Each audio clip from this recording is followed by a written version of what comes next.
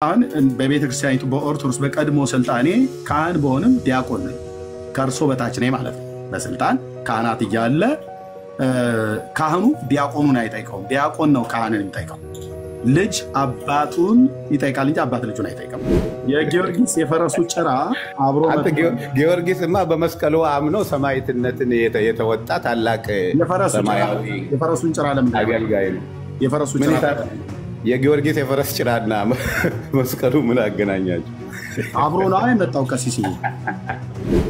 ለማንኛውም ቤተክርስቲያኗን አትችሏትም እንደኔ አመለካከት ሻሹ ማለት ነው። ይብላችሁ የኦርቶዶክስ ቄሶች አይቆሙም በፊቴ ብዬ የምላችሁ ለዚህ ነው። ልክ መጽሐፉን ላመጣው ሰዎች በፊቴ አይቆሙም ብዬ ስናገር በጣም ብዙ ጊዜ ለፉከራ ይመስላችኋል።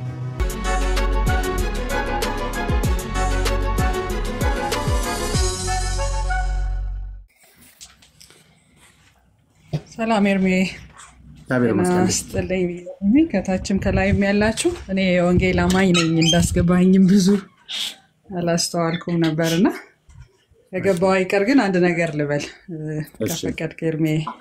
እሺ እግዚአብሔር ይመስገን። ሰሞኑን ያው እያየን ነው በመስቀሉ በዓል ተብሎ በብዙ ስፍራ ላይ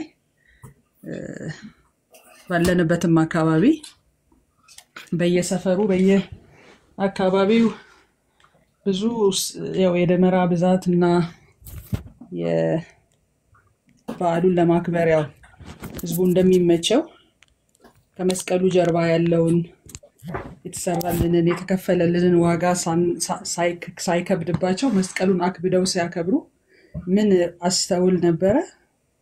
ዲያብሎስ ምን ያህል ህዝቡን መስቀሉ ላይ እንዳስቀረ እንደዚህ ብዬ ቤተ እምነት ባልጠቅስም ያው የታወቀ ነውና ከመስቀሉ ጀርባ እንዳያዩ መስቀሉ ላይ ብቻ እንዳስቀራቸው አስተውል ነበር። ምክንያቱም በጣም ይጨፈር ይዘለል እሳቱ ብዙ ነገሮች ይደረጉ ነበርና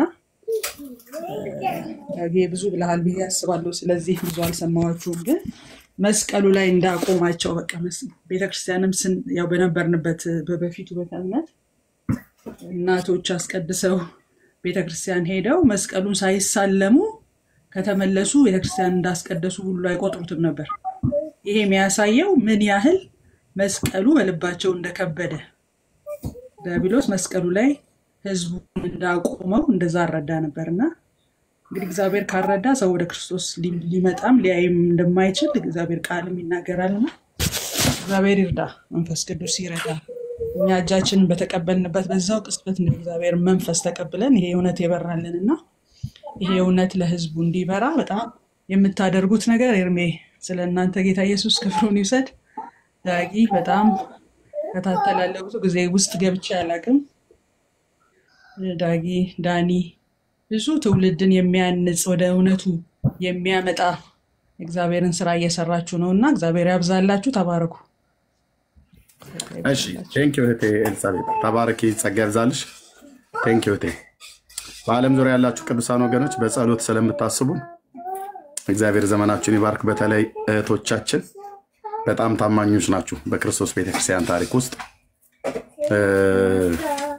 ከጌታችን ከኢየሱስ ክርስቶስ አገልግሎት ጀምሮ እሱን በገንዘባቸው ከመርዳት አኳያ ማንም አይሁዳዊ የሆኑ ወንዶችም እንደዚሁም በስልጣን ደረጃ ያሉ ባለስልጣኖችም በፖለቲካው በተሰማሩ በቤተ መቅደሱም የነበሩት አንዳቸውም በዚህ ጉዳይ ላይ ተካፈሉ አልነበሩምና ከገሊላና ከኢየሩሳሌም ጀምሮ ይከተሉ የነበሩ ሴቶች ናቸው ሲያደርጉ የነበሩት። ስለዚህ ተባረኩ ማለት ነው። ዳለን ቴንኪው። እሺ ቀሲስ እንዴት እንኳን ደህና መጡ አባ። እንኳን ደህና ቆያችሁ። ኤርምያስ ጤና ይስጥልኝ። እግዚአብሔር ይመስገን። ሰላም ነው? ሰላም እግዚአብሔር ይመስገን። ሁሉ መልካም ደህና ነኝ እግዚአብሔር ይመስገን። እንኳን አደረሰው። እንግዲህ ቴንኪው ስለ ብርቃትህ። አሁን እድል ተሰጠኝ። እንኳን አደረሰው እንዳልከው ታውቀዋል። አይ እሱን ችግር የለውም የሚለኝ ይለኛል። ያው ግን እንዴት አለ ሰላም ነው ሆይ የሚለውን ይበቃናል። እሱ ይሻለናል። አሁን እድሉ ከተሰጠኝ የተናገረችው እህታችን በእውነት እንደው ወንጌል ይሁን ወይስ እውነት ይሁን የሌለበት እንዲህ አይነት ጥላቻ በእውነት ጥሩ አይደለም። ዲያብሎስ እንዴት መስቀል ይመራል? ዲያብሎስ እንዴት መስቀል ላይ ሰውን ያቆማል? እና ይሄ እንደዚህ አይነት የተመረዘ ንግግር ጥሩ አይደለም። እንደው ስንናገር ስህተት እንኳ ቢኖር ስንናገር ሰውን በቀና መንፈስ የሚመራ ንግግር ብንናገር ብዙ ሰው እናተርፋለን። ሁልጊዜ ግን በጥላቻ ላይ የተሞላ ንግግር ትርፍ ያለው አይመስለኝም። እንግዲህ ከተመቻችሁ ጎሄድ። ግን ለማንኛውም ቤተክርስቲያኗን አትችሏትም። እንደኔ አመለካከት ግን በፍቅር ግን ትችሏታላችሁ። ምክንያቱም ብዙ ቅዱሳን ያሉባት፣ ብዙ ታሪክ የተሰራባት፣ ነገም የሚሰራባት፣ ኢትዮጵያዊነት ማንነት የሚገለጽባት፣ የእግዚአብሔርን መንግስት የሚሰበክባት ቤተክርስቲያን ስለሆነች አይ ቲንክ አትችሏትም። ግን በፍቅር ግን ትችሏታላችሁ። በምንድን ነው አትችሏትም? አትችሏትም ያሉት ዘርዘር አድርገው ይንገሩን እስኪ። የኢየሱስ ክርስቶስ መስቀል መከራውንና ሞትን ከማሰብ በስተቀር ምን ኃይል ነገር አለ? ምን እምነት አለ? ቀሲስ በምንድን ነው አይችሏትም ብለው ሲሉ በጥላቻ አትችሏትም። በእውቀት ነው ጉዳዩ። በጥላቻም አትችሏትም፣ በትግልም አትችሏትም። በዚህ አይነት አገላለጽ አሁን ልጅቱ ሌላውን አልሰማውም፣ እህታችን በገለጸችበት አገላለጽ አትችሏትም። ሺህ ዘመን ብትለፉ በእውቀት ግን አላሉ ማለት እውቀት እኮ ዲያብሎስም አለው። ምንም እውቀት ማንበብ ምንም ማለት አይደለም። እሱ ላይ ብቻ ያረጋግጥ። በእውቀት ግን አላሏትም። እኛ በትግል ይሄ እንደዚህ እጅ ላይ ተያይዞ የምንደባደብ ምናምን ነገር እኛ እሱ አንገባም። ግን እውቀትን ግን ለምን እንደዘለሏት ይገባኛል። እኔ በደንብ አውቃለሁ። በእውቀት ግን ብለው ቢሉ አይደፍሩትም እርሶ ማለት ነው። በእውቀትም ቢሆን አትችሏትም። እንዴት ነው የማትችሉት? እውቀት ያው ስነ መለኮት ነው፣ ክርስቶስ ነው። ስለዚህ ክርስቶስ የተከለውን ነገር ዓመት እስከ ዓመት ብትቃወሙ ምንም እንደኔ አትችሉም። ግን እናንተ የምትችሉበትን ነገር እኔ የሚገባኝ በትህትናና በፍቅር እውነት መስቀሉን በልባችሁ በመያዝና የመስቀሉን ጌታ በእውነትና በጽድቅ ካገለገላችሁ እውነት ትችላላችሁ። ከዚያ ውጭ እንደዚህ አይነት ሽርነዳና ሰውን የሚያስቀይም ልሳን ይዛችሁ አይቻልም። እንደዚህ እናድርግ ቀሲስ፣ የሌላ ጋር ሳይሄዱ ልክ በጀመርኑ በማውራት ማለት ነው። እንደው አርዕስት ጠብቆ ለማውራት እዚህ ጋር እንኳን 1000 ሰው አለ፣ ከበስተጀርባው ደግሞ ወደ ከ7000 እና ከ8000 ሰው በላይ ይሰማል። እና ኦኬ በትግል እኛም አልገጠምንም። እንደዚህ ትግል ቦክስ ድብድብ ከኦርቶዶክሳውያን ጋር አንደኛ ወገኖቻችን ናቸው። የወጣንባት ቤተክርስቲያን ናት። ቤተሰባችን ዘር ሀረጋችን በሙሉ ከዛ ይቀዳል፣ እዛ አለ። ኦኬ እንደዚህም ደግሞ እንድናረግ ክርስቶስ አልጠራን፣ በስጋ እንድንደባደብ። ኦኬ በትግል ብለው ያሉት ማለት ነው። በእውቀት ግን ብለው የሚለው ቃል ደስ ብሎኛል በጣም። በቃ ውስጤን አዘልሎታል። በእውቀት አትችሏትም ብለው ሲሉ አሁን እርሶ የኢትዮጵያ ኦርቶዶክስ ቤተክርስቲያን ቄስ ኖት፣ አባት ኖት ማለት ነው። እና በእውቀት መቻልና ለመቻል እንግዲህ በእውቀት ሰው ቀርቦ ሲያወራ ነው። እንደርሱ አይነት ካህናት አባቶች ይጠብቃሉ ወደፊት ለፊት መጥተው እንዲናገሩ ማለት ነው። ስለዚህ አሁን እርሶ እዚህ ስለመጡ እኔ አሁን እንደው ትግል እንግጠም እያልኩ አይደለም። በእውቀት ነገረ መስቀሉ ላይ እስኪ እንደው ጥቂት እንበል እኔና እርሶ ስለ ነገረ መስቀሉ ታሪካዊ አመጣጥ፣ እውነተኝነቱ እና ለምን መጣ፣ በመምጣቱ ውስጥ ኢትዮጵያ ምን አተረፈች፣ ምን እንማራለን፣ ይሄስ አገልግሎት መቼ ነው የጀመረው እና በእውነት ያ መስቀሉ መጣበት የተባለው ታሪካዊ አመጣጥ እውነተኝነቱን ሁሉ ጭምር እሱ ላይ ታሪኩን እንደሚያውቅ እንደ ቤተክርስቲያን አባት ሲነግሩን በቃ በእውቀት አለመቻላችንን እኛም ጥያቄ እንጠይቃለን። እኛም ደግሞ በጉዳዩ ላይ አንብበንም ይሁን ተምረንም ይሁን ከእንደርሶ አይነት አባቶች ስንናገር አላዋቂነታችን፣ ስትናገሩ እውቀት አዋቂነታችሁ ይገለጣል ማለት ነው። ስለዚህ እኔ እንደዚህ ብዬ ልጠይቀውት፣ ግማደ መስቀሉ ግሼን ነው አይደል ቀሲስ? በታሪክ አዎ። ከየት ነው የመጣው ብላ የምትለው የኢትዮጵያ ኦርቶዶክስ ቤተክርስቲያን ግማደ መስቀሉ? አሁን እሱ በታሪክ ተጽፏል። ዓመት እስከ ዓመት ተነግሮ አንተም ዲያቆን በነበርክ ጊዜ የምታውቀው ነው። የኢትዮጵያ ሕዝብ ጠቅላላ የሚያውቀው ታሪክ ነው። ምንም አሁን እኛ ግማደ መስቀሉ ከየት መጣ ወዴት መጣ የሚለው ጊዜ ከመፍጀት በስተቀር ምንም እኛ የምናደርገው አለ። በቃ እኛ በእኛ እምነት በእኛ ቤተክርስቲያን ግማደ መስቀል አባቶቻችን ነገስታት በተረዱት ባገኙት በፈለጉት መሰረት ኦርቶዶክሳውያን አምጥተው በግሸን አስቀምጠዋል። ያ በክርስቶስ ኢየሱስ ላይ ያላቸውን እምነት ወደ እጹም ወደ ቁሱም ወስዷቸዋል። ምንም ይሄ ምንድነው? ግማደ መስቀሉ ከግብፅ መጥቷል። አቤት ኦኬ፣ ከግብፅ ነው የመጣው። ሀገሩንም እየጠየኩ ነበር። ከግብፅ ነው የመጣው። ታሪኩን ደርሶ ነው። ኦኬ፣ ከግብፅ ከመስቀሉ ውጭ ሌላ ይመጣል ቀሲስ? ለምሳሌ ከጌታችን መድኃኒታችን ኢየሱስ ክርስቶስ ጋር በተገናኘ ለምሳሌ እንደ ጅራፉ ወይ ደግሞ ከለሜዳው ወይ የሾህ አክሊሉ እንደዚህ አብሮ የመጣ ነገር አለ ወይስ መስቀሉ ብቻ ነው የመጣው? ከለሜዳው፣ የሾህ አክሊሉ፣ ጅራፉ እንዲሁም ደግሞ ልብሱ ልቡ የመጣው በአባቶቻችን ልብ ውስጥ ነው እንጂ ያው ከለሜዳ ማለት መስቀል ማለት ራሱ ግማደ መስቀሉ ወይም ደግሞ እጹ እንዳልሆነ አንተም ታውቃለህ። መስቀል ማለት የክርስቶስ የመከራው ምስጢር መሆኑ ታውቃለህ አንተም። ዕፀ መስቀሉ አይደለም የመጣው? ዕፀ መስቀሉ እኮ ስራው የተፈጸመበት እጽ ነው። ዋናው ዓላማው እሱ ቅርስ ነው፣ ጌታ የተሰቀለበት ነው። ዓላማው ግን የመጣበት ዓላማ ግን ዋናውን ስለያዙ ነው አባቶቻችን፣ ዋናውን ስላመኑ ነው። ስለዚህ ዕፀ መስቀሉ ኢየሱስን ስላመኑ ነው ማለት ነው ቅርሱን የፈለጉት። ኢየሱስን የማያምን ለመግደል የወጣ ሰው ሰይፍ ነው የሚይዘው። አምኖ የወጣ ሰው ደግሞ የተመሳቀለ መስቀል ይይዛል፣ በጉልላቱ ላይ ያደርጋል። ያው አንተ አሁን ፒክቸርህን እንዳረከው ያደርጋል። በልባችን መስቀል ስላለ ህሌኒ በህሊናዋ መስቀል ስላለ መስቀሉን ልትፈልግ ቅርሱን ልትፈልግ ሄደች ኢየሩሳሌም። የማያምን ሰው ምን ይሰራል? አሁን እኔ ልቃወም የገባሁት የእንታችንን ታሪኩን። ስለዚህ አሁን ግማደ መስቀሉ ማለት ዕፀ መስቀሉ አልመጣም ማለት ነው። አንተ አሁን ይኸውልህ፣ አንተ እኔም መጠየቅ ሳይሆን ኤርሚያስ እንደ ትልቅ ሰው እናው እንደ አባት እኮ ልጅ ነው የሚጠይቀው አይደል? ልጅ ነው የሚጠይቀው። ወንድም በሰብአዊነት ወንድሜ ነህ። እኔ ግን እቺን ልጅ መገሰጽ ነበር። የእሷን ይተዋልና መስቀልን አገናኝታ ስትናገር ትክክል አይደለሽም ማለት ነበረብህ። ትክክለኛ ለቤተ ክርስቲያን ክብር ቢኖርህ ኖሮ ያድምጡኝ። ምንም ነገር ያለችው ነገር የለም። ከፈለገች መልሼ አስገብቻት በኋላ የሚነግሯት ነገር ካለ ይነግሯታል ማለት ነው። ኤልሳቤጥ እህቴ ተገባለች ማለት ነው።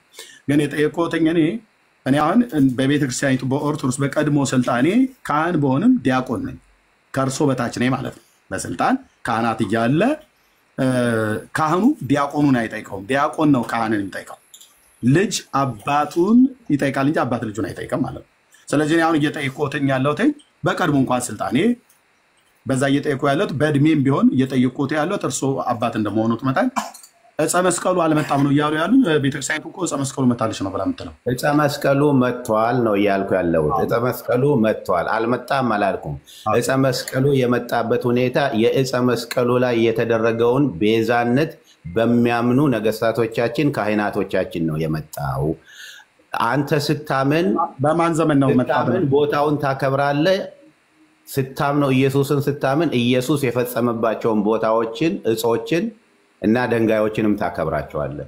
ምክንያቱም ድንጋዮች ያድኑሃል ማለት ሳይሆን ታሪኩን ለማስታወስ ነው የምታከብሩ። ለዚህ አባቶቻችን ይሄንን በማድረጋቸው ኢትዮጵያውያን አባቶቻችን ክብር ክብር ክብር ክብር ምስጋና ይገባቸዋል። በረከታቸውን ያሳድርብን እግዚአብሔር። በማን ዘመን ነው መጣ ብለው ያሉት? ቤተክርስቲያኒቱ በማን ዘመን ነው መስቀሉ ግማደ መስቀሉ ዕፀ መስቀሉ ገባን ብላ ያለችው ወደ ኢትዮጵያ? በአፄ ዳዊት ዘመነ መንግስት ነው። በተከበሩት በአፄ ዳዊት ዘመነ መንግስት እግዚአብሔር ያከበራቸው ክርስቶስን የሚወዱ እውነት ለምን አፄ ዳዊት ነው ወይስ የአፄ ዳዊት ልጅ ዘርዓ ያዕቆብ ዘመን ነው? በቃ ታሪኩ የተጀመረው በአፄ ዳዊት ነው። በዚያ ነው የመጣው። በዚያ ዘመን ነው እንቅስቃሴው የተጀመረው። እንግዲህ ታሪኩም በአፄ ዳዊት ተጀመረ፣ በልጃቸው በአፄ ዘርዓ ያዕቆብ ወይ በሁለቱ በአባትና በልጅ ዘመን ነው ማለት ነው። ኦኬ ቴንክ ዩ። እሺ ከሱ ጋር ከመስቀሉ ጋራ ሌላው እንደዚህ እንደ አክሊለ ሦኩ፣ ሰፍነጉ፣ ከለሜዳው እንደነኚህ መስማሩ፣ ጅራፉ አብሮ መጥቷል ወይስ አልመጣም? አዎ አብሮ መጥቷል። በእኛ በክርስቲያኖች ልብ በኦርቶዶክሳውያን አባቶች ልብ ውስጥ ነው የመጣው። እሱ ደግሞ ይገርማል እንጂ በገሃድ አይደለም የመጣው። ምን ትንታኔ ውስጥ ምን ያስገባ? ዋናው አክሊለ መስቀሉ፣ ሶኩ፣ ፍቅሩ፣ የኢየሱስ ማዳኑ፣ ስብከቱ፣ ወንጌሉ ተጽፎም በልብም መጥቷል። እናምነዋለን። የጠየቁትኝ ቀሲስ እንጨቱ ዕፀ መስቀሉ ጌታ የተሰቀለበት አካሉ ያረፈበት ግማደ መስቀሉ ማለት ነው። እሱ በአካል ከመጣ መስቀሉ ጅራፉ ከለሜዳው አክሊለ ሦኩ እንደዚሁም ደግሞ ገመዱ ሁሉ ጭምር በልብ ነው እንጂ በእምነት ነው እንጂ የመጣው በአካል አልመጣም እያሉኝ ነው። ፈረስ አይን ያለው በልጓም ይስቦታል። ፈርዲቱ ጀቀቡ ሉጋማ እንደ ተካልሞ ማለት ነው። ኦሮሞ ፈረስ አይን ያለው በልጓም ይስቦታል። አንተ አሁን እንዲህ አይነት ጥያቄ ይቅርብህና መስቀሉ መጥቷል። ዋናው አባቶቻችን የጻፉልንም ብቻ ነው እኛ የምናነበው፣ ታሪኩን እናምንበታለን። ዋናው ግን እኛ እጹ ሳይሆን ቤተክርስቲያኒቱ እኮ ታዲያ ቀሲስ ከመስቀሉ ጋራ ለምሳሌ የቅዱሳን አጽምስ አልመጣም ከመስቀሉ ጋር። እኔ አሁን የመጣሁበትን ዓላማ ልንገርህ። የቅዱሳን አጽምም በእኛ የተከበረ ነው። ምክንያቱም ክርስቶስ ኢየሱስን አክብሮ የሄዱ የቅዱሳን አጽም አለ ኢትዮጵያ ውስጥ፣ ነገም ይኖራል። ከዚህ በፊትም ያለውን አክብረን ይዘናቸዋል። ጌታ እስከሚመጣ ድረስ እነሱንም ስማቸውንም ግብራቸውንም አጽማቸውንም እናከብራለን። እናንተ በየቀኑ ስታብጠለጥሉት የምትሉት ገድላቸውን አክብረን እንይዘዋለን። በረከታቸውን ያሳድርብን። እውነት ለመናገር ኢየሱስን ስላመኑ ለቃሉ ስለኖሩ እግዚአብሔር የእነሱን በረከት ያሳድርብን። እየሰሙኝ ነው። እርሶ ላይ ይደርሽ፣ ችግር የለውም። እኔ ላይ ይደራል። ያልኩት ከውጭ ከመስቀሉ ጋር መጥቷል ወይ ነው እያልኩት ያለሁት። የቅዱሳን አጽም እኛ የቅዱሳን እምነት ነው። መስቀሉ ግማደ መስቀሉ መጥቷል። ታሪኩ ተጽፏል። በተጻፈው መንገድ ነው የምንሄደው ነው መልሴ። ክቡር ወንድም ኤርሚያስ ቀሲስ የመጨረሻ ጥያቄ ነው፣ እንደው ምናልባት ካልደከሙ ማለት ነው። የጊዮርጊስ የፈረሱ ጭራም አብሮ መጥቷል አይደል?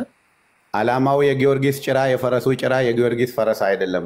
የክርስቶስ ኢየሱስ መስቀል በሰይጣን መንግስት የሚደገፍ አይደለም ብዬ ለመቃወም ነው የገባሁት። ወንድም ኤርሚያስ የጊዮርጊስ የፈረሱ ጭራ አብሮ ጊዮርጊስማ በመስቀሉ አምኖ ሰማዕትነትን የተወጣ ታላቅ ሰማያዊ የፈረሱን ጭራ ለምን አገልጋይ ነው። የፈረሱ ጭራ የጊዮርጊስ የፈረስ ጭራና መስቀሉ ምን አገናኛቸው? አብሮ ነው የመጣው ቀሲስ። እሱ ያንተ ትረካ ነው። እኔ አሁን በጣም ልገባም አልፈለግኩም ወደዚህ።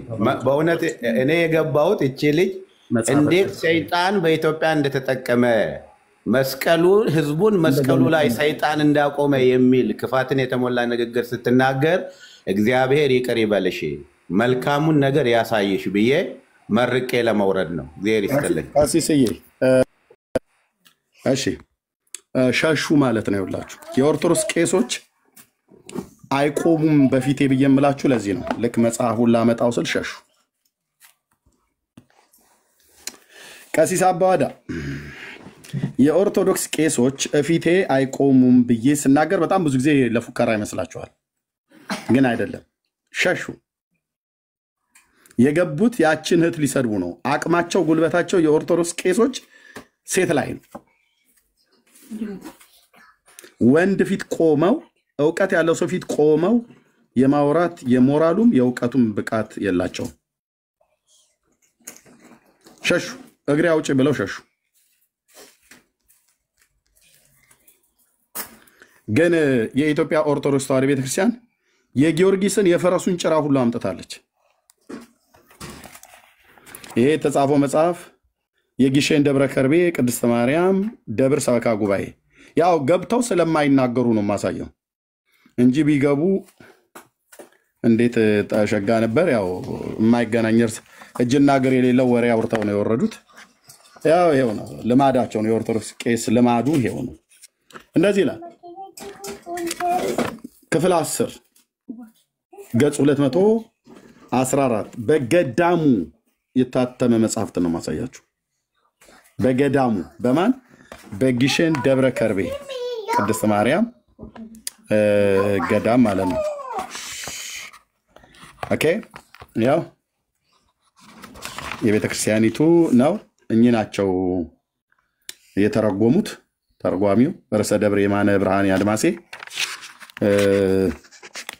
የደብሩ ሰበካ ጉባኤ አማን የደብሩ አስተዳደር መምህር አባ ለይኩን ወንድፍራው ቆሞስ ማለት ነው። የግሼን ደብረ ከርቤ ቅድስት ማርያም ደብር አስተዳደር ማለት ነው።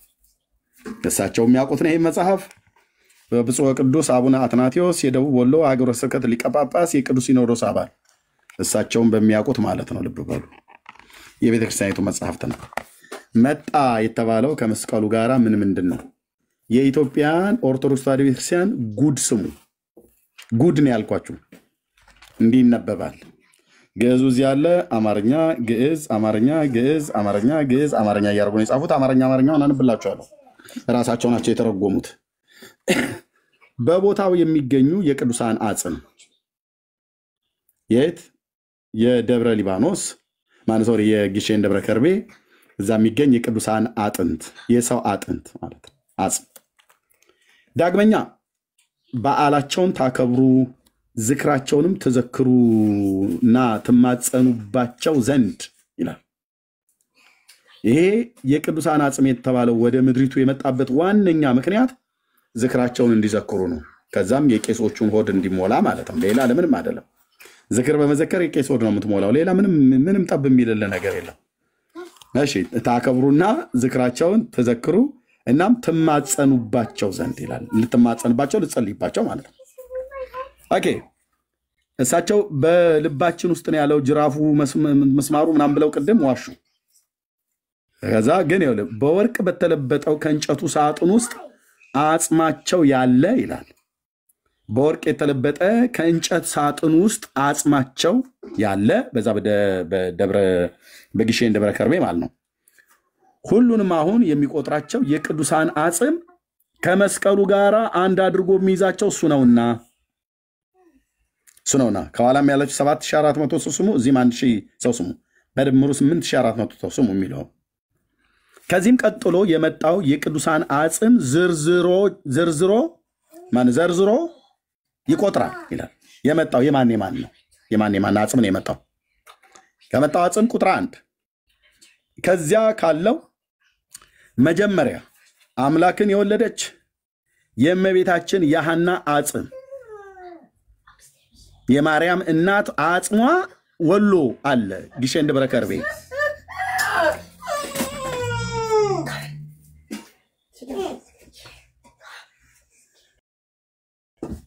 ኦኬ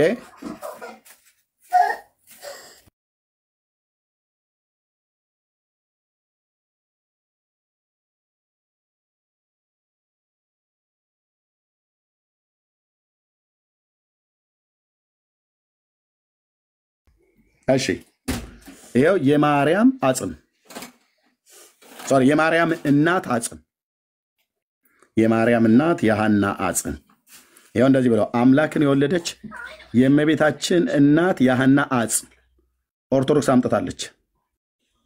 ለምን? ህዝቡ በአጥንቷ እንዲማጸን አጥንቷን እንዲያከብር ለአጥንቷ ዝክር እንዲዘክር ለአጽሟ ማለት ነው። ለአጥንት እንዲዘክር ወደ አጥንት እንዲጸልይ ወደ አጥንት እንዲማጸን የሐዋርያው የበርተሎሜዎስ አጽም ይሄም መጥቷል ወደ ኢትዮጵያ። ኢምፖርት እና ኤክስፖርት እንኳን አላደረገችም፣ ኢምፖርት ግን አድርጋለች። የጊዮርጊስ አጽም ሁሉ መጥቷል ይሉሃል። አንዴ ደግሞ ደስ ሲላቸው ደግሞ በኢድራስ ተራራ ላይ ንጉሱ ዱዲያኖስ ፈጭቶ የጊዮርጊስን አጥንት ፈጨውና ተራራ ላይ አውጥቶ ሲበትነው ዛፍና ሳር ቅጠሉ ሁሉ በሙሉ ጊዮርጊስ አለ ብሎ የሚል ደግሞ እጅግርና አይን የሌለው እውር የሆነ ተረት ደግሞ አላቸው። እዚህ ደግሞ አጥንት መጣ ይሉሃል። ይሄም ብቻ አይደለም፣ የፈረሱ ጭራ ጭምር መጥቶልሃል። ያው ዘልዳ አለ የጊዮርጊስ አጽም ዘልዳ አለ ካለ በኋላ ብዙ ጊዮርጊስ አለና ከዚህም ሲላይ ወአዛባ ፈረስ ይላል። ፈረሰ ጊዮርጊስ ማነው? ቅዱስ ጊዮርጊስ 12 ክንድ የሆነ የፈረሱ ጭራ ጭምር መጥቷል ማለት ነው ወደ ኢትዮጵያ። ይሄ መጽሐፍ የሚናገረው ወደ ኢትዮጵያ የመጡትን ዝርዝር ነው የሚዘረዝረው እዚህ ውስጥ። የፈረሱ ጭራ የጊዮርጊስ የፈረሱ ጭራ ለፈረሱ ጭራ ኦርቶዶክሳውያን እንዲዘክሩ ለፈረሱ ጭራ የፈረሱን ጭራ እንዲያከብሩ የፈረሱን ጭራ እንዲማጸኑበት አምጥተዋል። ፋንድያውን ግን ለምን እንደተውት ነው የሚገር የፈረሱ ፋንድያ ጥሩ እኮ ነበር ለእመት ለማጨስ ማለት ነው። ፋንድያው እንደውም ተፈልጎ መምጣት አለበት። በዘመኑ የጣለው ፈረሱ ሲጸዳዳ የጣለው እሱ ጥሩ ነው። አጋንንት ያባርራል አሉ። አሁን በቅርብ ነው የሰማሁት። እንደ ኤልያስ ታዲያ እንደዚህ ካላላገጥኩብ ታዲያ ምን በዚህ ተረታውን ካላላገጥኩ ምንድነው ብዬ የምለው ወንድሜ?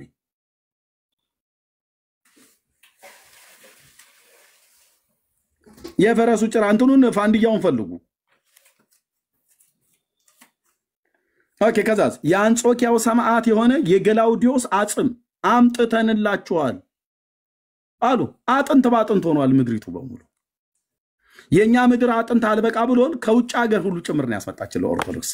ምን እንድታረግበት እንድታከብር፣ ምን አጥንት እንድታከብር፣ አጥንትን ዝክሩ እንድትዘክር፣ አጥንት ላይ ሄደህ እንድትማጸን አምጥታለች። ሄሮድስ በቤተልሔም ያስፈጃቸው የ14,000 ከ4,000 ሕፃናት አጽም መጣ አምጥተናል እያለች ነው ኦርቶዶክስ። አምጥታለች። ህዝቧን ብዙ ስለሆነ አጥንት አምጥታለች። አንዳንድ አጥንት እያዘለ ይውላል ያድራል ማለት ነው። ምን ልትል ይችላል ብራዘር? እነዚህ የቆጠርናቸው 7ቱ ሁሉ በወርቅ ከተለበጠው ከእንጨቱ ሳጥን ውስጥ አሉ ብላለች። የት? ግሼን ደብረ ከርቤ። አንተ እየሄድክ የፈረሱን ጭራ ቀብሉኝ እያልክ መሳም ነው። ያናን አጽም አምጡ እያልክ መሳለም ነው ያለበት። ከቤተልሔሙ ከህፃናቱ 14,000 የህፃናት ጭንቅላት አጽም እግር ጥፍር አለ። እሱን ጥፍር እንኳን ሊሆን አይችልም። ብቻ ጥንታቸው አለ አይደል? እሱን መሳም መማፀን አለብህ። እባካችሁ እናንተ ህፃናት አጽማችሁ አጥንታችሁ ይስማኝ እያላችሁ ማለት ነው።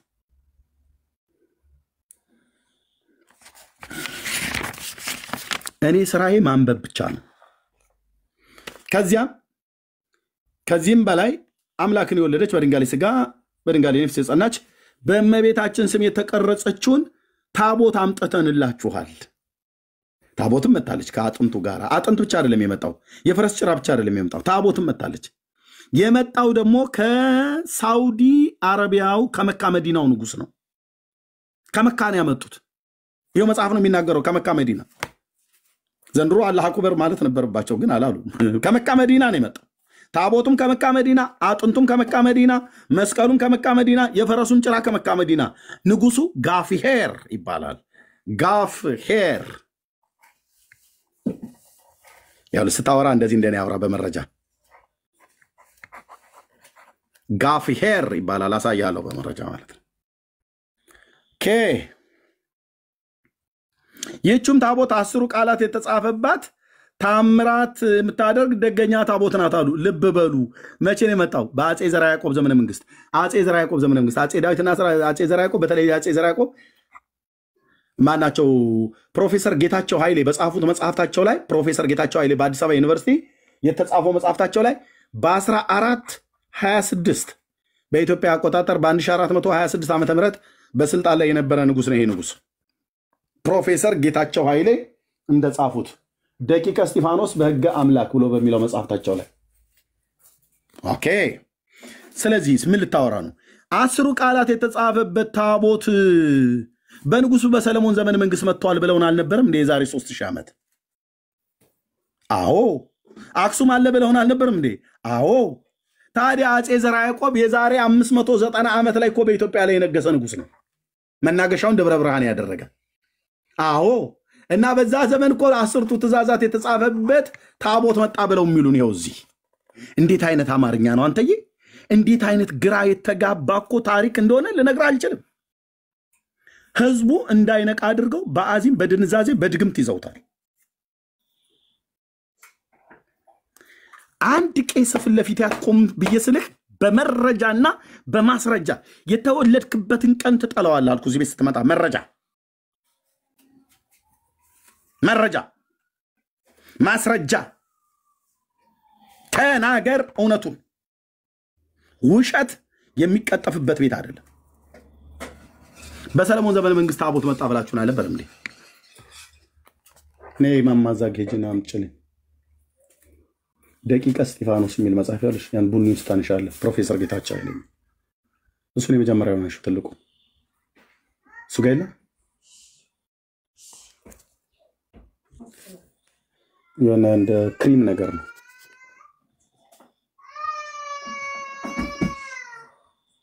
እዛኛው ላይ እዛ የኢትዮጵያ ታሪክ የሚለው ጋር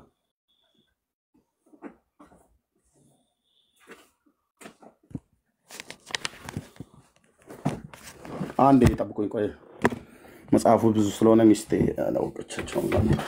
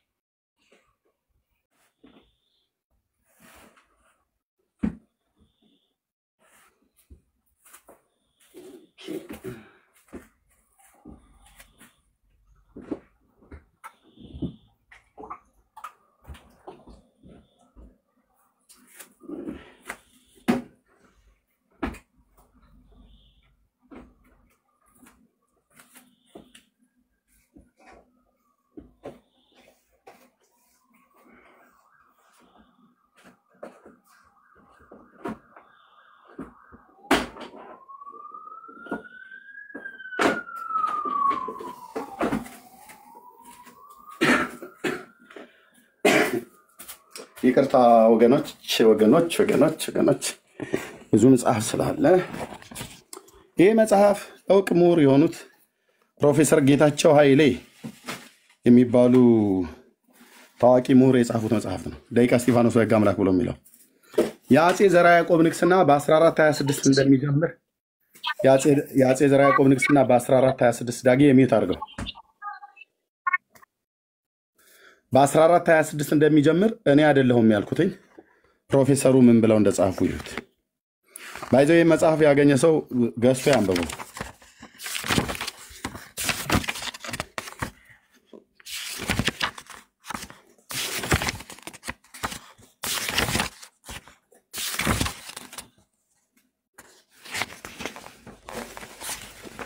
እንዴ ጠብቁኝ።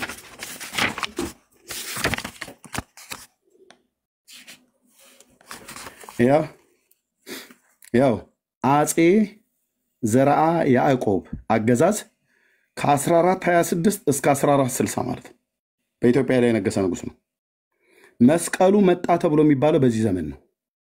ይሄንን ታሪክ ንጉሱ የነገሱበትን 1426 ብዬ ስል ፕሮፌሰር ጌታቸው ኃይሌ በአዲስ አበባ ዩኒቨርሲቲ አሁን ሞተዋል። አይ ቲንክ እሳቸው ሞተዋል። በእሳቸው የተተረጎመ መጽሐፍት ነው። ደቂቀ እስጢፋኖስ በሕግ አምላክ የአጼ ዘርዓ ያዕቆብ ግፋዊ አገዛዝ ጭፍጨፋ በኦርቶዶክስ ተዋሕዶ ቤተክርስቲያን አገልጋዮች ላይ የተደረገውን ወንጀል በፊት ለፊት ያጋለጡ በብራና የተጻፈውን ሁሉ ጭምር አውጥተው የተናገሩ ናቸው። እነ ፕሮፌሰር መስፍን ወልደ ማርያም ሁሉ ጭምር ሳይቀር ይህንን አስተያየት ሰጥተውበታል። ልሂቃኑ ምን ይላሉ ከታሪክ አኳያ? ኦኬ፣ የኢትዮጵያ ኦርቶዶክስ ቤተክርስቲያን በ1426 ዓ.ም የነገሰው አጼ ዘርዓ ያዕቆብ ነው። ይህንን ማመጣ ብላ የምትለው የቱ ጋር ይናገራል? ወደ አጥንቶቹ መለሳለሁ። የቱ ጋር ነው እንደዚህ የሚናገረው? ይኸው ሃይማኖታቸው የቀና የጸና የሆነ የዳግማዊ ዳዊት ልጅ አጼ ዘርዓ ያዕቆብ የሰሩትን ስራ እንናገራለን ብሎ ማለት ነው። በአጼ ዘርዓ ያዕቆብ ዘመነ መንግስት ምዕራፍ ክፍል 4 ገጽ 130 ላይ መጽሐፈ ጤፉት በግሸን ደብረ ከርቤ ስታወራ እንደዚህ እንደኔ በመረጃ አውራ። ማንም ጴንጤሙን ኦርቶዶክስ ስታወራ እንደዚህ በመረጃ መጽሐፍ ጠቅሰህ ገጽ ጠቅሰህ ገጽ ከአማርኛ ጠቅሰህ ጸሐፊውን ጠቅሰህ መቼ እንደታተመ ጠቅሰህ ቤት ማተሚያ ቤት እንደታተመ ጠቅሰህ እንደዚህ ተናገር። ኦኬ፣ አጼ ዘርዓ ያዕቆብ ነው። አብሮ ካስመጡት ጋራ እንደ ንጉሱ ክብር የሚሆን የጌታችንን መስቀል እንዳመጡ ይሄን ብቻ አይደለም፣ ሰፍነጉ መጥቷል፣ ከለሜዳውም መጥቷል፣ የእንግርግሪት የታሰረበት ገመዱ ሁሉ መጥቷል። ኢትዮጵያ አክሊለ ሶሁም ሁሉ መጥቷል። እሾሁ ማለት ነው ጭንቅላቱ ላይ ደፋው የተገረፈበት ጅራፉን ይህንን ሁሉ ወደ ሀገራችን ወደ ኢትዮጵያ እንዳመጡት ያመጣጡ ምክንያት እንናገራለን ይላል። ጅራፉ መጥቷል። ልብ በልና ሰባኝ። አክሊለ ሾሁ መጥቷል። የታሰረበት ገመድ መጥቷል። ከለሜዳው መጥቷል። የለበሰው ልብስ እንዲሁም ሰፍነጉ ሁሉ ጭምር ሆምጣጣ ያጠጡበት ማለት ነው። አጥንት መጥቷል። የማርያም እናት አጥንት፣ የ14,000 ሕፃናት አጥንት፣ የበርቶሎሜዎስ አጥንት፣ የጊዮርጊስ አጥንት፣ የሊቀ ጳጳሱ የሳዊሮስና የዲዮስቆሮስ አጽም ከአውሮፓ ከመቃብር ውስጥ የጊዮርጊስ የፈረሱ ጭራ ሁሉ ጭምር መጥቷል።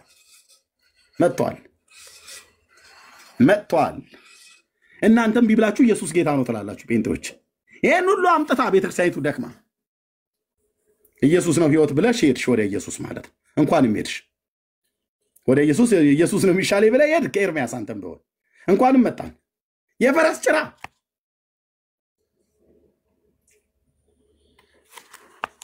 በካርጎ ይምጣ ዝለውት ይምጡ በቃ መምጣቱ ነው። አንተ በካርጎ ነው ምናምን ነገር አሁን ደግሞ በካርጎ ነው ብለን ብንል ቀረጥ አልከፈሉም ብለህ ልተን ነው። አርፈ ተቀመጥ። በጀርባቸው ማዝለው ያምጡት። በምን ይምጣ? በኮንትሮባንድ መልክ ይግባ፣ በህጋዊ መልክ በካርጎ ይምጣ፣ ቀረጥ ከፍለውበት ያስገቡት ሳይከፍል ይግባ፣ ብቻ መጥቷል። ሌላ ጦስ ልሰበስብብን እንደገና በካርጎ ነው ወይ መጣው ትላለህ እንዴ? ዝም ብለህ ስማ አንተ። መጥቷል። ኢትዮጵያ ያልመጣ ነገር የለም። እሺ እንቀጥላ። የትም አትሄዱ። እንቀጥላለን። 10 ቃላት የተጻፈበት በጻድቃን በሰማዕታት በመላእክት ስም የተቀረጸ 2 ማለት ታቦት ሁሉ ደገኛ ነውና ብለዋል። 10 ቃላት የተጻፈበት በጻድቃን በሰማዕታት በመላእክት ስም የተቀረጸ ታቦት ሁሉ ደገኛ ነውና ብለዋል። ደገኛ ነውና ሲጀምር 10 ትእዛዛት የተጻፈበት ታቦት አላች እንደ ኦርቶዶክስ የላትም። ምንድነው ብሎ የሚሉት ራሳቸው ጉልበት ሁሉ ለኢየሱስ ክርስቶስ ይንበርከክ ይስገድ ብሎ የሚል ጽሑፍ የተጻፈበት ወይ ደግሞ አልፋ ወኦ አልፋ ቤጣ ብሎ የሚል የተጻፈበት እንጂ 10 ትእዛዛት የተጻፈበት ታቦት የለንም ብለን ከነገርናቸው ቆይተናል። ህዝቡ አይሰማም ብለዋል። ዲያቆን ሄኖክ ኃይሌ። አቤት መረጃ ከፈለክ አሰማለሁ ቪዲዮን። ኦኬ ከዚህ ቀጥላችሁ የጻድቃንን የሰማዕታትን የጊዮርጊስንም የፈረሱን ጭራ ኮቴው ሙሉ ጭምር የመጣበት ምክንያት በዓላቸውን አክብሩ፣ ዝክራቸውንም ዘክሩ። በዚህ ሲሳይነ ዘለለ ዕለትን የሚለው ማን ነው? ቄሱ። በእርግጥ መንመኑም ይበላል ይወዳል። ማህበር ሰንበቴ እንደዚህ የሚጠጣ ነገር ማለት ነው።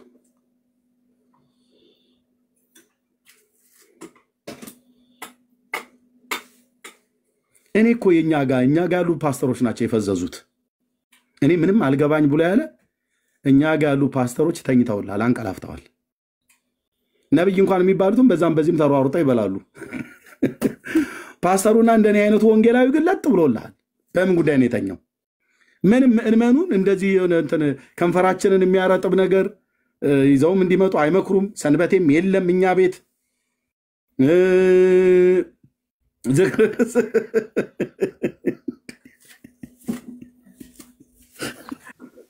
ዝክርም የለም። በቃ ዝክርም የለም። ጴንጤ ይመጣልህና እንደኔ ተሰብስቦ ጉባኤ እዘክረዋለሁ ስምህ እናገረዋለሁ ስራህን። እዚህ ለጌታ ብቻ ነው ዝክሩ፣ ለጌታ ነው የሚሉ እዛ እኮ ዝክር ብራዘር የኛ የካህናቱ ከንፈር እንዳይደርቅ በስንት ነገር እኮ ነበር ሲንከባከቡ ነው የነበሩት። አንቺ ጆሊ ጁስ እንኳን በጥብጠሽ ይዘሽልን አትመጭም። ባዶ እጅሽን ጌታ ይባርክ ብለሽ ትመጫለሽ፣ ጌታ ይባርክሽ ብለሽ ትሄጃለሽ። ፈዘናል ብዬ የምለው እኮ በዚህ ነው። የሙስሊም ሼኮች በዚህ ጉዳይ በጣም እነሱም ጋር ብራዘር ለደረሳውና ለኡስታዞቹ በጣም የሚዘጋጀው ነገር ተወኛልኩ።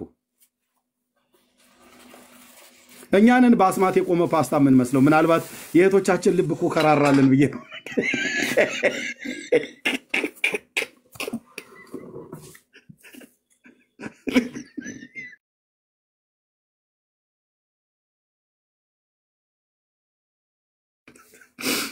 ምናልባት ቢራሩልን እህቶቼ እኮ ብዬ ነው። እግረ መንገድ ለጨዋታም ነገር ነው። እኛ ነን አልኩሽ። በቃ በአስማት የቆመ ፓስታ መስለን የእስላሙን ሼህዩ ቦቴ መኪና ይገለብጣል። የኦርቶዶክስን ቄስዩ ትራክተር ሊገለብጥ ይችላል ካለው ጡንቻ የተነሳ። ሄኖክ ሲንገሌ እንኳን የተናገረውን ያንን ስብከት እንኳን ሰብታችሁ እንዴት ነው ምንም እንትን አትሉ? እዘክረዋለሁ ስምህን እናገረዋለሁ ስራህን አልቆጥብም ድምፄን ከፍ አድርጌ ይሄ ነው እላለሁ አምላኬ። ጴንጤ የሚዘክረው የጌታን ስም ነው። እንኳንም ተሰብስበን የምንዘክረው የጌታን ስም ነው። ኦኬ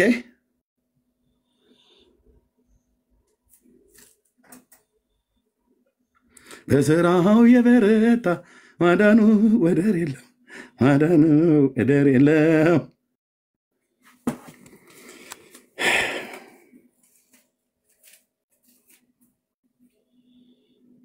ከዚህ ቀጥሎ የጻድቃንና የሰማዕታትን በዓላቸውን አክብሩ፣ ዝክራቸውን ዘክሩ፣ መታሰቢያ አድርጉ ማለት ነው። ጸበል ጻድቅ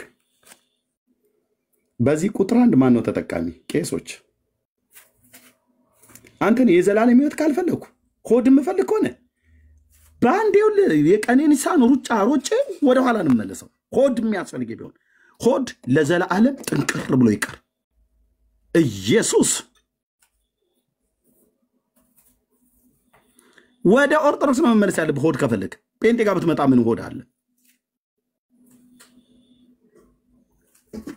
እውነቱን ልንገርህ፣ ምን ሆድ አለ?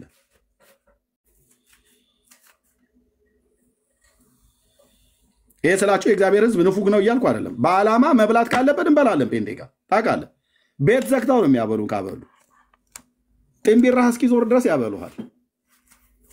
አንዴ በጣም የገረመኝ የጎሲቲ ቸርች ለአምልኮ የእሑድ ጉባኤ እዛ ለቤቴ ይቀርብ ነበርና ላመልክ ሄድኩኝ እና የዛን ቀን የነበራችሁ ሰዎች ምናልባት ታስታውሱ ይሆናል። እንደዚህ አይነት ፕሮግራም ተደጋግሞ ተደርጎ ከሆነ እና ለመጀመሪያ ጊዜ ያየሁት ማለት ነው። አምልኮ ካለቀ በኋላ ፓስተር ሞ በሩን ዝጉት አለ፣ ማንም ሰው እንዳይወጣ አለ። የምሳ ፕሮግራም እዚሁ ተዘጋጅቷል፣ ማንም ሰው እንዳይወጣ በሩን ዝጉት አለ። ከተንበሩ ያ ሁሉ ቸርች የመጣ ህዝብ እና በኋላም ነገሩ የምር ነው። እኔ እንደዚህ ኩኪስና እንትን ዳቦ ቆሎ ምናምን ነገር መስሎኝ ነበር። ለካ የምር ነው። በኋላ ላይ በየተራ ተሰልፈን ስንሄድ አንድ ማዕት ክትፎ፣ አይቤ፣ ጎመኔ ምናምን ነገር አይ ቲንክ አንድ ወንድም እኔ ነገረኝ ይሄንን እንዴት ቤተክርስቲያን እንደዚህ ልታረግ ቻለች ብዬ። ምክንያቱም ከፍተኛ ገንዘብ ነው። አንድ ሰው እንግዲህ የነገረኝ እውነት ከሆነ ማለት ነው፣ እውነት ከሆነ እሳቸው ናቸው ያደረጉት ብሎ አለኝ። አንድ ትልቅ ባለሀብት የደንበል ህንፃ ባለቤት አቶ ይምሩ እሳቸው ናቸው ይሄንን ያደረጉት ይመስለኛል ብሎ አንድ ውስጥ አዋቂ ነኝ ብሎ የሚል ሰው ነግሮኛል። ተሳስቶ ከሆነ አይዶ ነው። እሳቸው በጌታ ስለሆኑ የደንበል ህንፃ ባለቤት እሳቸው ናቸው ያደረጉት ብሎ አለኝ። እሱ ነው ያለኝ፣ እኔ አላቅም። ግን ያም ሆነ ይህ በጌታ ያመነ ወንድም ያዘጋጀውንና ወንድሞቼ እናቶቼ እውነቴን ነው የምልህ አንድ ማዕት እሱን አይቻለሁ ለመጀመሪያ ጊዜ። ከዛ ውጪ በአንድነት ጊዜ የአንድነት የጸሎት ፕሮግራም ሲኖረን፣ የጾምና ጸሎት ጊዜ ሲኖረን እንደዛ አይነት ነገር በቤት ውስጥ በየቤት ውስጥ የሚደረጉ እንደዛ አይነት ነገሮች አሉ። እኛ ጉዳዩ ብራዘር የመብልና የመጠጥ ጉዳይ አይደለም። እሱም በየቤቱ ማንም ይበላዋል። ሃይማኖት ጌታን ስትከተል ለሆድ ብለህ አይደለም ትከተለው። ግን እንደ ኦርቶዶክስ ካህን የሙት ዓመት መታሰቢያ፣ ዝክር፣ ጉዞ ፍትሐት፣ ሰንበቴ ዝክር ዘክሩ፣ በዓላቸውን አክብሩ ምናምን ነገር ብሎ የሚል በምክንያትም አለ ምክንያትም የምትበላበት ቤት አይደለም። ጴንጤ በጣም ጨዋ ነው። ጨዋ ህዝብ ነው ስልህ ህዝቤ ስለሆነ አሁን አድሎ ማድረግ እንዳይመስልህ። ጴንጤ በጣም ጨዋ ህዝብ ነው። ጨዋ ህዝብ፣ አምላኩን የሚያውቅ አምላኩን የሚፈራ ጨዋ ህዝብ ነው። ሲሰጥ በዓላማ ነው የሚሰጥህ። ለመጽደቅ ብሎ አይሰጥህም። ስለ ጸደቀ ግን ይሰጥሃል። ደስ የሚለኝ ነው። ድሃ ሲለምን አይሰጥም ጴንጤ ምናምን ነገር ብሎ የድሆቹ አለማመን ራሱ ጴንጤ እንዲሰጥ አያደርግም። ለኃጢአት መደምሰሻ ለመንግስተ ሰማያት መውረሻ ያርግልህ ይላል እጁ እንዲህ እያለ ድሃ። አይ እኛ ለድሃ ስንሰጥ ኃጢአታችን እንዲደመሰስ ብለን አይደለም። ኃጢአት የሚደመሰሰው በአንዱ በእግዚአብሔር ልጅ በጌታ በኢየሱስ ክርስቶስ ቅዱስ ደምና መስዋዕትነት እንጂ ለድሃ በሰጠውት ሽልንግና ስሙኒ ዶልቼ ዘርዝረ ስለሰጠ አይደለም። ግን ሲሰጥ ይሰጣል። ደግሞ እንደ ጴንጤ ይሰጫል እንዴ? ጌታ ኢየሱስ ምስክር። እራሳቸው እኮ ይናገሩናል። ልብስ ቢባል ማን ነው የሚሰጠው? ጴንጤ ነው የሚሰጠው። ሰልባጅ የምትሰጡት ትሉን የለ እንደ ራሳችሁ። ስንዴ የሚሰጠው ማን ነው? ጴንጤ ነው የሚሰጠው። ዘይት የሚሰጠው ማን ነው? ጴንጤ ነው የሚሰጠው። ሆስፒታል የሚተክል ማን ነው? ጴንጤ ነው ሆስፒታል የሚተክል። ትምህርት ቤት የሚያሰራ ማን ነው? ጴንጤ ነው። ሆስፒታልም ትምህርት ቤት የሚያስተክለው ንገሩኝ ባይ ትላለች። እኔ አያት ነገር ሲላት ማለት ነው። ንገሩኝ ባይ ትላለች። ንገሩኝ ባይ ሁሉ ትውልድ ማለት ነው። ጴንጤ አይሰጥም ትላለህ። እንዳንተ በዓላማ ነው የሚሰጠው ስልህ